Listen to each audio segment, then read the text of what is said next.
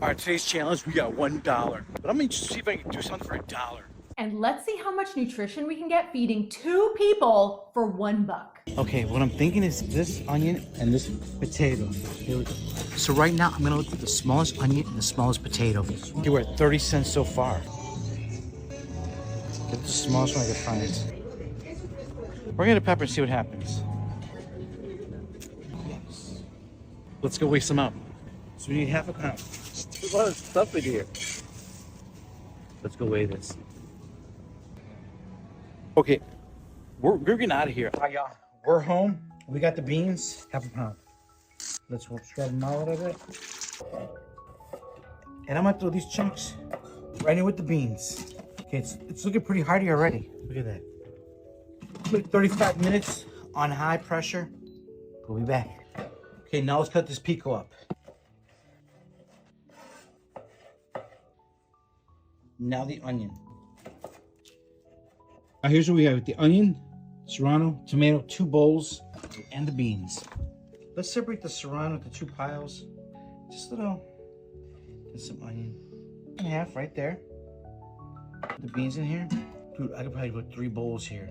Let me mix this up. Serve this other one here. Ooh, that serrano is hot.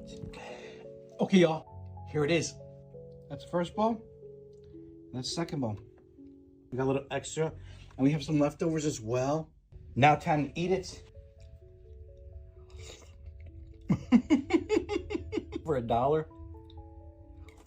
And for $1 per serving, you are getting 28 grams of protein and 22 grams of fiber. Over 100% daily value of folate, around 80% daily value for vitamin B1 and vitamin B6, around 70% daily value for manganese and iron, 66% daily value for magnesium, 64% daily value for potassium, around 60% daily value for both selenium and copper, and around half of the daily value for vitamin C. It's actually a great amount of nutrition for a little over 500 calories, which is why when you crunch the numbers and calculate nutrient density, you end up with a Nutrivore score for this super budget meal of 382.